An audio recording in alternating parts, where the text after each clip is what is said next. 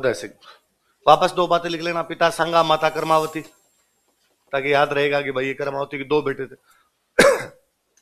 36 में ये लोग आ गए थे यहाँ कोंबलगढ़ की तरफ। साल भर चुपचाप बैठे रहे, बोले नहीं किसी से कुछ भी। साल भर बाद में पन्ना धाय ने, आशा देवपुरा की मम्मी ने, इन्होंने मिलकर प्लानिंग बनाई और मेवाड़ के जो बड़े बड़े सामंत थे, सामंत तो समझते हो, जो बड़े बड़े ठिकानेदार थे, उनको मैसेज किए कि हमसे मिलने के लिए कुंभलगढ़ आओ। लोग कुंभलगढ़ पहुंचे, बड़े बड़े सामंत आए कुंभलगढ़। तो पन्ना धाय ने कहा तुम्हें शर्म नहीं आती, पृथ्वीराज की दासी का बेटा बनवीर तुम्हारा राजा बना हुआ बैठा है। उनका तो इलाज क्या करें, किसी ना किसी आदमी को तो राजा बनाना पड़ेगा। सांगा जी का भोजराज पहले ही मर गया था, सांगा जी के मरने के बाद रतन सिंह जी मर गए, बनवीर ने 2 को मार दिया, विक्रमादित्य और उदय सिंह। तो अब किसको बनाए, बनवीर ही बनेगा। अगर उदय सिंह मरा नहीं, उदय सिंह जीवता है। कहां है उदय सिंह, ये रहा। तो वहां उस दिन कौन मरा था, तो वहां मेरा बेटा चंदन था।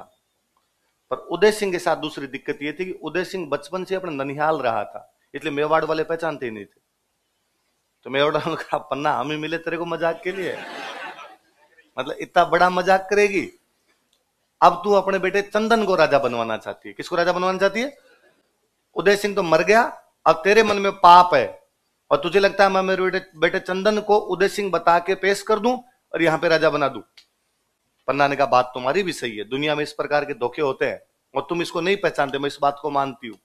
पर ये ननिहाल रहा तो इसके ननिहाल वाले तो पहचानते होंगे, बूंदी वाले तो, कहा बूंदी वाले तो पहचानते, तो बुला लो उनको। और यदि वो कह देंगे कि साहब ये उदय सिंह है तो मेवाड़ के सामंतों का फिर हमारे राणा जी उदय सिंह, फिर हम बनवीर की सत्ता को क्यों मानेंगे।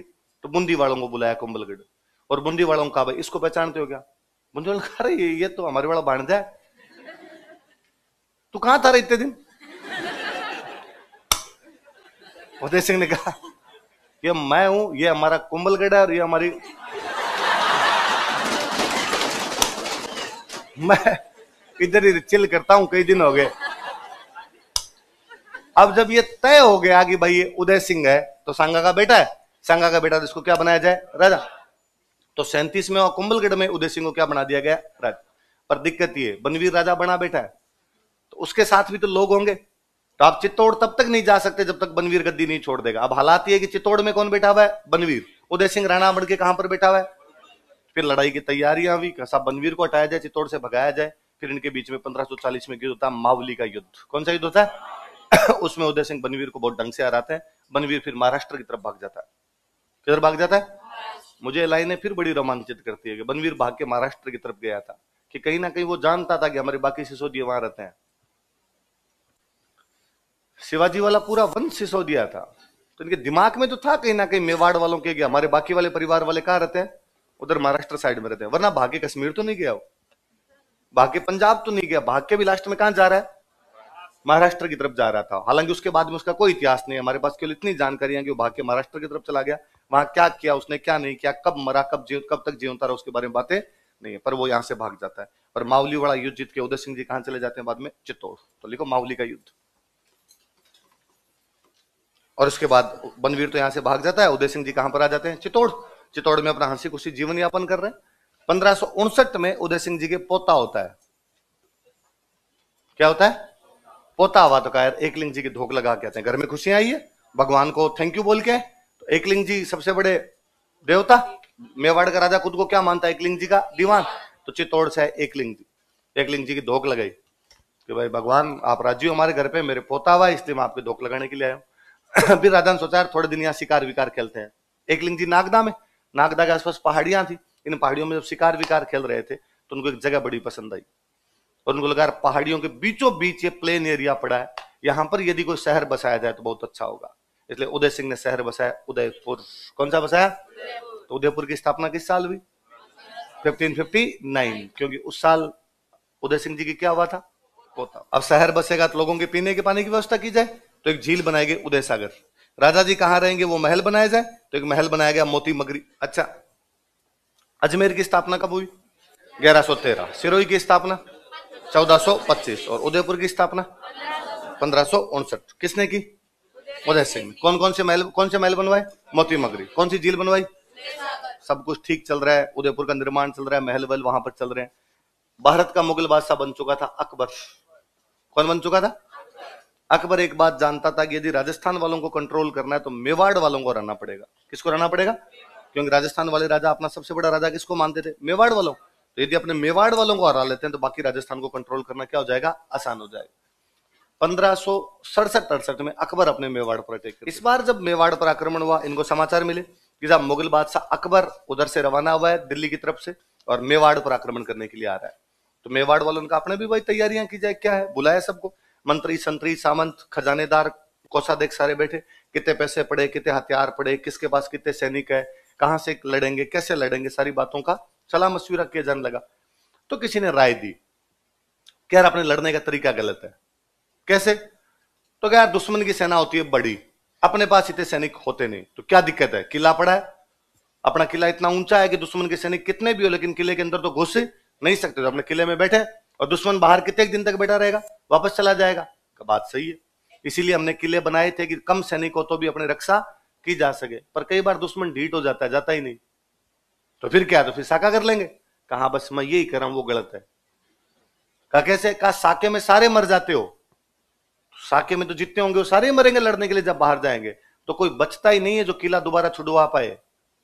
1303 में तुम लोगों ने साका किया था, रतन सिंह जी लड़ते हुए मारे गए, उधर अलाउद्दीन खिलजी ने कब्जा किया, उसने खिजर खान को दिया, फिर मालदेव सोनग्राह, फिर बनवीर सोनग्राह। 23 साल बाद में जाके हमीर आया था, वापस जीता था। 23 साल तक चित्तौड़ का किला अपने पास तो। फिर उसके बाद में 1535 में करमावती जोहर कर गई, बाघ सिंगर जितने इंटेलिजेंट लोग थे सारे लड़ते हुए मारे गए। हमारे पास दिक्कत ये थी कि ढंग का बंदा नहीं है जिसको मेवाड़ का प्रशासक बनाना पड़े, इसलिए हमें बनाना पड़ गया था बनवीर को। भाई मर गए ढंग के सारे, और बनवीर ने ज्यादा नहीं तो 3-4 साल तो लफड़ा कर ही दिया। 1540 तक तो उदय सिंह उसने चित्तौड़ नहीं आने दिया। तो जब ये तरीका ही गलत है आपके लड़ने का, तो क्या किया जाए?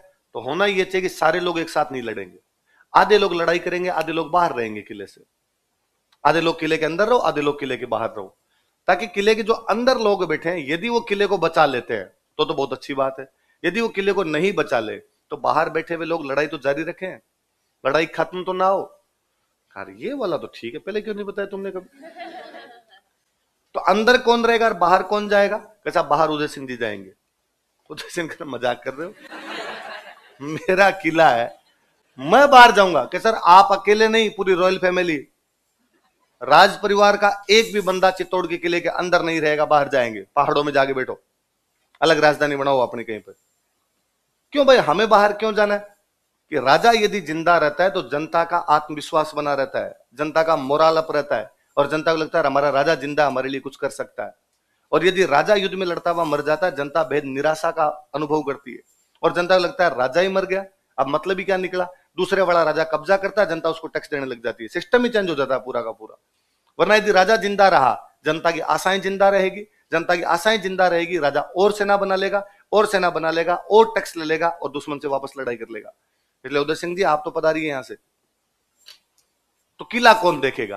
किला देखने के लिए का 2 इंटेलिजेंट बंदे अपने पास में, एक बंदे का नाम था जैमल और एक बंदे का नाम था पत्ता। जैमल मेड़ता के राजा थे। कहां के राजा थे? मीराबाई के कजन थे। मेड़ता का वीरमदेव खानवा युद्ध में लड़ने के लिए गया था, पढ़ा था हमने कल। वीरमदेव और 2 भाई थे, एक भाई का नाम वीरमदेव, एक भाई का नाम रतन सिंह। क्या क्या नाम था? वीरमदेव और रतन सिंह। वीरमदेव के जो बेटे हुए उनका नाम है जैमल, रतन सिंह की बेटी भी उसका नाम है मीरा। भाई बात समझ में? तो मीरा और जैमल दोनों आपस में क्या लगते हैं? कजन लगते हैं एकदम। तो जैमल मीरा के कजन हुआ करते थे। मीरा के जो पिताजी थे रतन सिंह जी, वो खानवा वाले युद्ध में लड़ते हुए मारे गए थे। तो खानवा वाले युद्ध में मीरा के पिताजी मरे थे। क्या नाम था पिताजी का? आगे पढ़ेंगे तब हम और पढ़ लेंगे। और इधर वीरमदेव जी उस युद्ध में भाग लिया था लेकिन उसमें मरे नहीं, बाद में वीरमदेव जी मरे तो मेड़ता का राजा कौन बन गया? जैमल। लेकिन अकबर ने 1562 में मेड़ता पर कब्जा कर लिया था। 1562 में कहां पर कब्जा कर लिया था?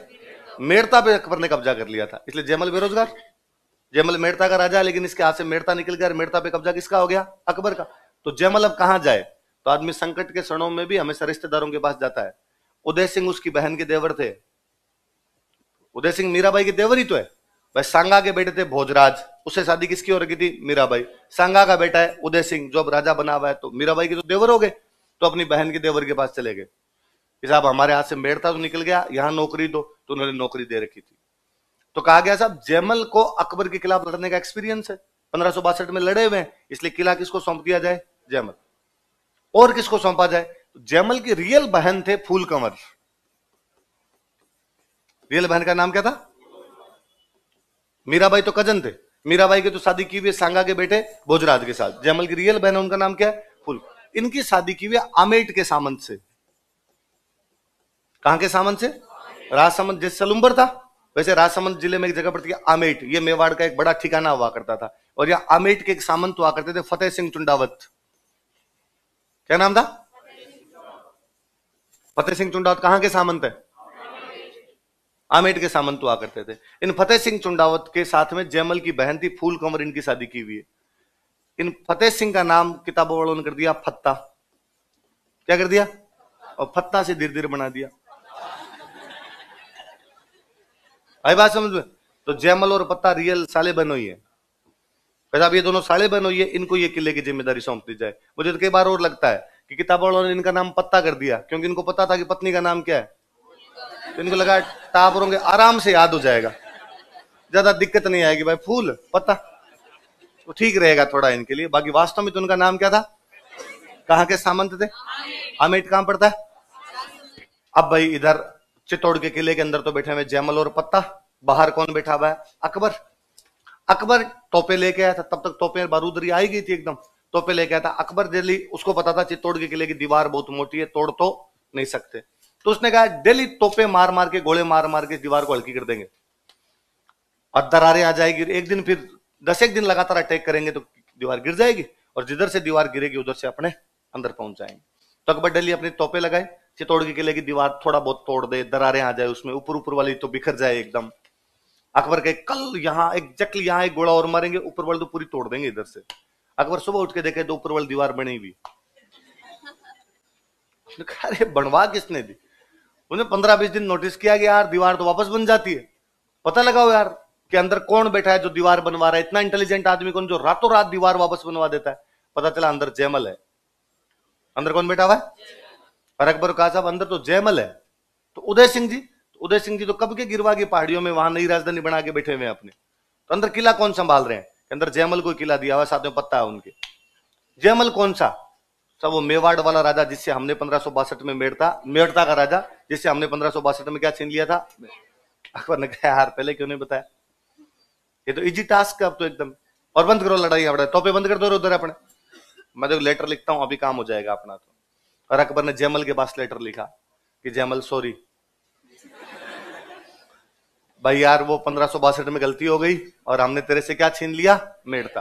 और हमने तेरे से मेड़ता छीना इसलिए तेरे को कहां आना पड़ गया? मेवाड़। अब छोड़, जो बातें हो गई वो तो हो गई। गई बात घोड़ा ही कौन ना उड़े।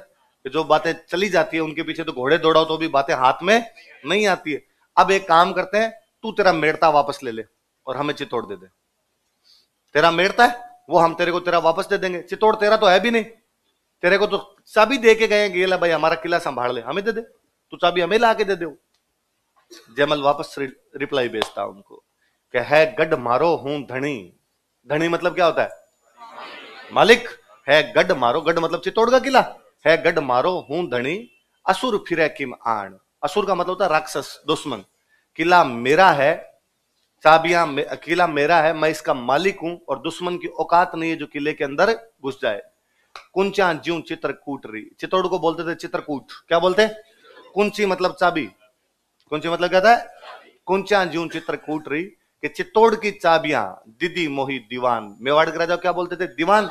दीवान उदय सिंह जी चित्तौड़ की चाबियां मुझे दे के गए हैं, किला मेरा है, मैं किले का मालिक हूं, दुश्मन की औकात नहीं अंदर घुस जाए। अकबर के पास रिप्लाई। अकबर ने कहा भाई सेंटी हो रहा है यार, इतना भी यार क्या आवश्यकता थी। अकबर ने फिर एक मैसेज भेजा उधर। अकबर ने कहा देख इतना इमोशनल होने की आवश्यकता नहीं है, मेड़ता तो तेरा है वो तो हम तेरे को दे ही देंगे, साथ में एक फ्री में दे रहा हूं नागौर। क्या दे रहा हूं? दोनों रख ले, मेड़ता भी रख ले और नागौर भी रख ले। और हमें क्या दे दे?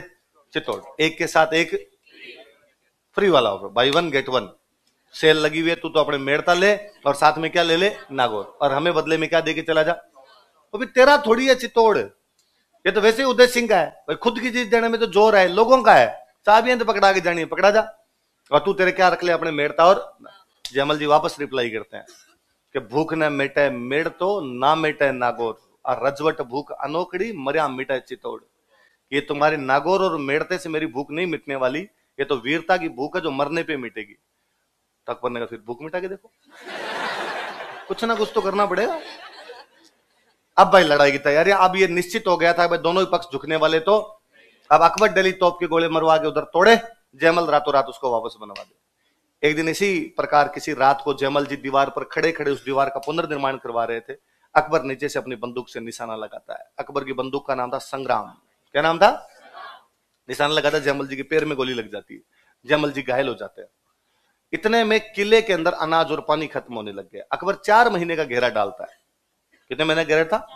वो नवंबर के आसपास आए थे, फरवरी तक यहीं थे वो, नवंबर दिसंबर जनवरी और फरवरी, 4 महीने का घेरा था उसका। 4 महीने में किले का अनाज खत्म होने लग गया। तो कहा अब अपने पास दूसरा कोई तरीका नहीं बचा, अब तो अपने क्या करना पड़ेगा, साका ही करना पड़ेगा, और अपने पास में कोई इलाज नहीं बचा है। ठीक है साहब, साका किया जाना चाहिए। साके में 2 चीज होती है, एक होता है जोहर और एक क्या होता है, लिखो 1568 ईस्वी में फूल कंवर ने जोहर किया, फूल कंवर कमिटेड जयमल तथा पत्ता के नेतृत्व में केसरिया किया गया। Kesariya took place under leadership of Jaimal and Patta. ये 8,000 फौजी थे उस दिन जयमल और पत्ता के पास में। अकबर के पास में 80,000 के ज्यादा ही फौज थी, लगभग 48,000 के आसपास मारे थे इन्होंने। भयंकर नुकसान मचाया था उस युद्ध के अंदर। तो चित्तौड़ का तीसरा सागा तो रोंगटे खड़े करने वाला है कि क्या लड़े होंगे यार उस दिन ये। और उसमें तो कहते हैं जयमल जी के पैर में गोली लगी हुई थी, तो जब सारे केसरिये कपड़े पहन के बाहर लड़ने के लिए जाने लगे तो जयमल जी रोने लग गए।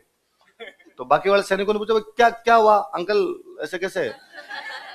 तो अंकल ने कहा यार तुम लोगों का सौभाग्य देखो, क्या देश के लिए मरने का अवसर प्राप्त हुआ है, और तुम सारे केसरिये कपड़े पहनकर कितने फूटरे लग रहे हो, और बाहर जाके दुश्मन को बता दोगे कि तुम क्या चीज हो। आज अकबर को पता चलेगा कि चित्तौड़ पर हमला करना कितना भारी पड़ेगा उसके लिए। आज तुम 8,000 आदमी, भगवान जाने उनकी कितने मार के मरोगे। आज भगवान सूर्य तुम्हारा युद्ध देखने के लिए खुद अपना रथ रोक देंगे। पर दुर्भाग्य देखिए मेरे पैर में गोली लगी होने की वजह से मैं नहीं लड़ पाऊंगा। दुर्भाग्य देखिए कि मैं किले में बेटा बेटा पड़ा रहूंगा, ना लड़ पाऊंगा, बल्कि दुश्मन उठा के ले जाएगा और भगवान जाने क्या क्या दुर्गति करेगा।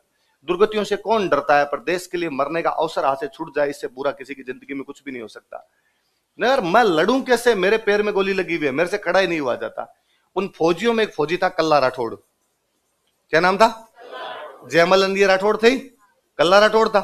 उस कल्ला ने कहा कि अंकल यार ऐसे मत करो, आप तो मेरे कंधों पे बैठ जाओ। कहां बैठ जाओ? कल्ला राठौड़ को जब ये समाचार पहुंचा था ना कि चित्तौड़ के अंदर हमला होने वाला और आपको लड़ाई के लिए बुलाया है, कल्ला राठौड़ अपनी बारात लेके ससुराल पहुंचा था। एग्जैक्टली उस समय अपनी बारात इसकी ससुराल पहुंची थी, तब इसके पास वो समाचार जाता है कि चित्तौड़ के अंदर लड़ाई है। इसने कहा ब्याह बाद में करेंगे, है ना।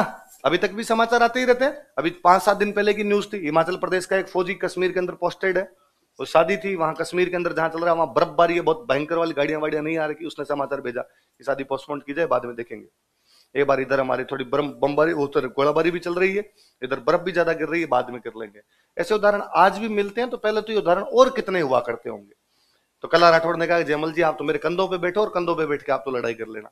तो उस युद्ध के अंदर नीचे से 2 हाथ चल रहे थे कल्ला के, ऊपर से 2 हाथ चल रहे थे जयमल के। उस दिन कल्ला यूं लग रहा था कि साक्षात भगवान विष्णु का चतुर्भुज अवतार है, वो 4 हाथ का देवता है। क्या कहलाता है? देखो लड़ाई भी फाइनली जीत उनकी होनी थी जिनकी संख्या बहुत ज्यादा होगी। जब आप 10 गुना से भी ज्यादा होंगे तो इधर वाले कैसे नहीं जीत सकते, उधर वाले जीतेंगे। अकबर चित्तौड़ किले पे कब्जा कर लेता है 25 फरवरी 1568। कब कब्जा कर लेता है? सैनिक लड़ते हुए मारे जा चुके थे। अब किले के अंदर केवल साधारण जनता बैठी थी जिसका युद्ध से कोई भी लेना देना। अकबर खार खाया हुआ था, उसे इतना भयंकर भयंकर नुकसान हुआ था। और किले के अंदर घुसा तो किले में से किसी आदमी ने और बाटे बाटे मार दिए उनके। एक आधे किसी गुस्सा आया होता है, हमारे चित्तौड़ भी तुम कब्जा कैसे कर सकते हो। अकबर ने सबको घरों से बाहर निकाल के मार दिया था। 30,000 लोग काटे थे। कितने लोग काटे थे? और मुझे सबसे जोरदार तो वो लगता है कि अकबर बाकायदा लिखवाता इस बात को, लिखो 30,000 काटे, बुरी तरीके से काटे, ताकि आगे आने वाले टाइम के अंदर कोई जनता हमारे खिलाफ इस प्रकार की बगावत ना कर पाए। तो देखो यहाँ पे ये किला जीतने के बाद उसने यहाँ पर एक सिक्का चलाया था, एलची। कौन सा सिक्का चलाया था?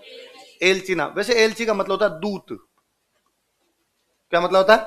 तो संदेश। तो एक प्रकार से संदेश है कि भाई ये किला मैंने जीत लिया। पर कहते हैं भाई अकबर इन जयमल और पत्ता की वीरता से बड़ा प्रभावित हुआ और उसे लगा यार क्या बंदे हैं दोनों, कि किला इनका नहीं था उसके बावजूद मेरे से लड़ते हुए मारे गए। तो उसने इन दोनों की मूर्तियां आगरा के किले में लगवाई थी। कहां पे लगवाई थी? हालांकि अब आप आगरा का किला देखने जाएंगे तो वहां पर ये मूर्तियां नहीं है। ऐसा कहा जाता है कि बाद में राजा बना औरंगजेब। कौन बना?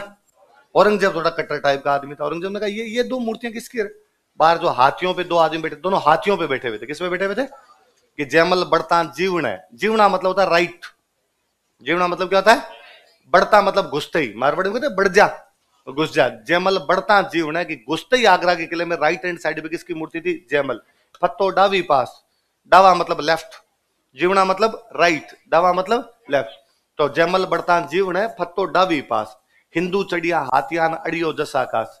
हिंदू दोनों हाथियों पर बैठे हुए थे और उनका यश जो था वो किसको छू रहा था? आसमान को छू रहा था। उनकी कीर्ति आसमान तक जा रही थी कि जयमल और पत्ता उस युद्ध में क्या बहादुरी से लड़े होंगे। औरंगजेब ने पूछा हाथियों पे बैठे हुए मूर्तियां किसकी है? साहब ये तो बहादुर हिंदू सेनापति थे जयमल और पत्ता। उसने कहा अच्छा, तो ये अपनी तरफ से लड़े होंगे और दुश्मनों को काटा होगा? उसने कहा नहीं, अपने खिलाफ लड़े थे और भयंकरी काटा था। तो इनकी मूर्तियां यहां पे किसने लगवाई? क्यों आपके परदादा जी थे ना अकबर, वो इनकी वीरता से बड़े प्रभावित हुए थे। उसने कहा परदादा जी के दिमाग की चक्रियां हिली हुई थी, गिराओ इन मूर्तियों को। तो औरंगजेब ने मूर्तियां गिरवा दी थी। औरंगजेब के टाइम में एक फ्रेंच आया हुआ था यहाँ पे, बर्नियर। कौन आया हुआ था? फ्रेंच था ये बंदा एक, ये यहां पर था। और इसने एक बुक लिखी है, travels in the Mughal empire. और उस बुक के अंदर इन मूर्तियों का जिक्र है। इसका मतलब वो शुरू शुरू में आया था, तब शुरू शुरू में तो ये मूर्तियां रही होगी और बाद में औरंगजेब ने मूर्तियां गिरवा दी होगी। तो कोई पूछे कौन सा फ्रेंच ट्रेवलर जयमल पत्ता की मूर्तियों का वर्णन करता है, तो कौन करता है? तो ये मूर्तियां आप यदि वहां देखेंगे, आगरा किले में देखेंगे तो नहीं है। पर ये मूर्तियां बीकानेर में एक किला है जूनागढ़। कौन सा किला?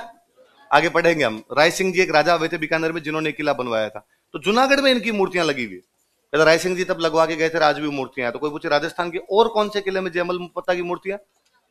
अच्छा, जयमल पत्ता यहाँ पे चित्तौड़ में लड़ते हुए मारे गए। तो पत्ता की छतरी बनी हुई है चित्तौड़ किले में, एक दरवाजा और है रामपोल। उधर वो जयमल और कल्ला दोनों एक साथ लड़ रहे थे। वो दोनों दो दरवाजे और है। एक दरवाजे का नाम है हनुमान पोल। क्या नाम है? एक दरवाजे का नाम है भैरव पोल। इन दोनों के बीच में लड़ते हुए मारे गए थे। इन दोनों के बीच में किसकी छतरी बनी हुई है? जयमल और कल्ला। लिखो। अकबर चित्तौड़ किले पे कब्जा कर लेता है। उदय सिंह जी बाहर बैठे हैं। उदय सिंह जी अपनी सेना बना के वापस बदला लेने की सोच रहे हैं। इतने में उदय सिंह की डेथ हो गई 28 फरवरी 1572 को। होली थी उस दिन। कौन सा त्योहार था? वही गिरवा की पहाड़ियों में एक जगह पड़ती है गोगुंदा। कौन सी जगह? या गोगुंदा में उदय सिंह जी की डेथ हो गई। तो उदय सिंह जी की छतरी कहां पर बनी हुई है? देखो, 28 फरवरी 1572। उदय सिंह जी भारत के पहले राजा हुए जिन्होंने पहाड़ों में लड़ने की नीति अपनाई थी कि किलों में नहीं लड़ेंगे, किस में लड़ेंगे? कालांतर में इसी नीति को अपनाते हैं महाराणा प्रताप। कालांतर में इसी नीति को अपनाते हैं मलिक अंबर। कालांतर में उसी नीति को अपनाते हैं छत्रपति शिवाजी। तो शिवाजी इन प्रतापन जो पहाड़ों में बैठ बैठ के लड़ रहे थे, पहाड़ों में लड़ने वाला पहला फैसला पहली बार किसी ने लिया था, तो वो बंदे कौन थे? पर उदय सिंह जाते जाते एक गलत काम कर गए। उदय सिंह के सबसे बड़े बेटे थे प्रताप। कौन थे? उदय सिंह जी राजा बना गए जगमाल को। एक दूसरा बेटा और था, उसका नाम क्या था? इसका मतलब जगमाल की मम्मी की उदय सिंह से ज्यादा बनती है। तो जगमाल की मम्मी ने राजा किसको बनवा दिया? जगमाल। लिखो।